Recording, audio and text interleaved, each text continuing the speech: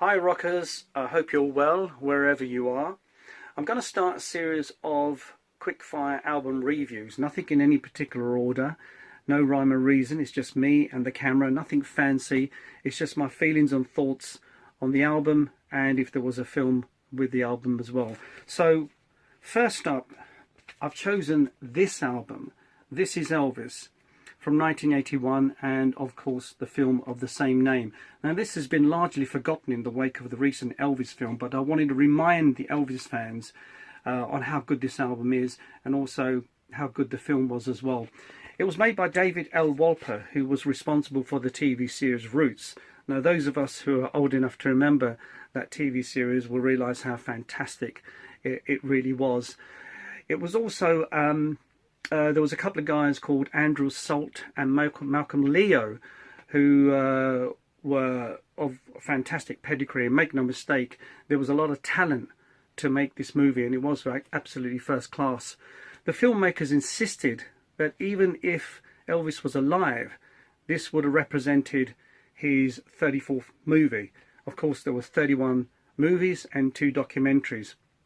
Now it had the backing of the Presley family and there's a lot of internal shots made at Graceland's when this film was actually made.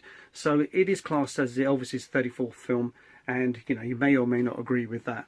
It tells the story of Elvis and that's been documented many times, much better in other videos.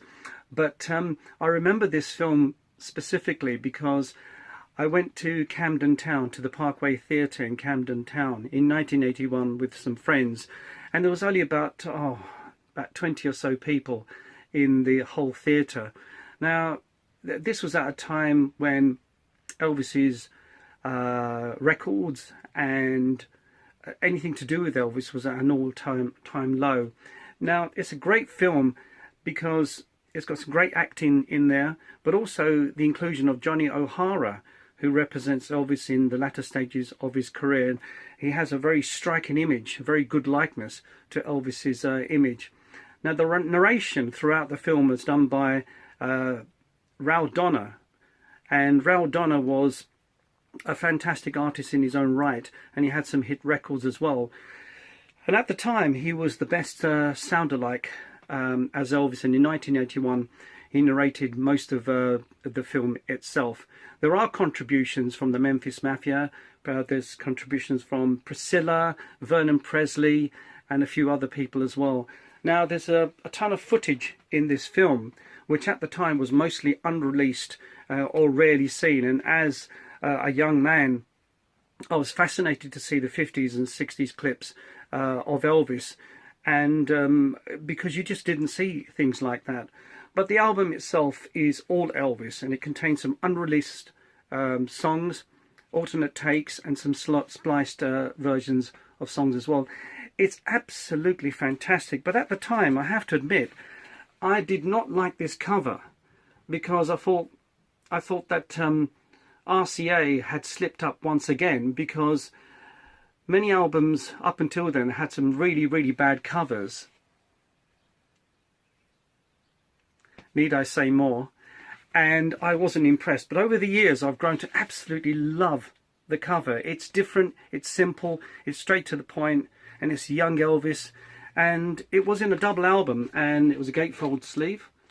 Great shot of our man in 1968 with Sit Down Show, and of course the label, it was on the I believe the blue label, which was quite common at that particular time.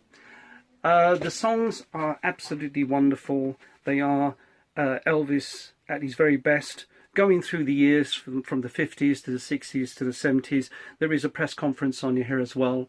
And the album, This Is Elvis, was certified as gold in 2002.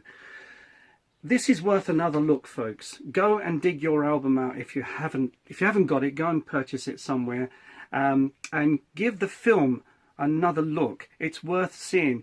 It's fascinating to see that they actually use footage inside Graceland's, as I've mentioned before, and Charlie Hodges in it, Joe Esposito. It's a fantastic film. It's really worth a watch. So anyway, that's it for now. I don't want to keep it too long, so hope to see you real soon, and keep on rocking.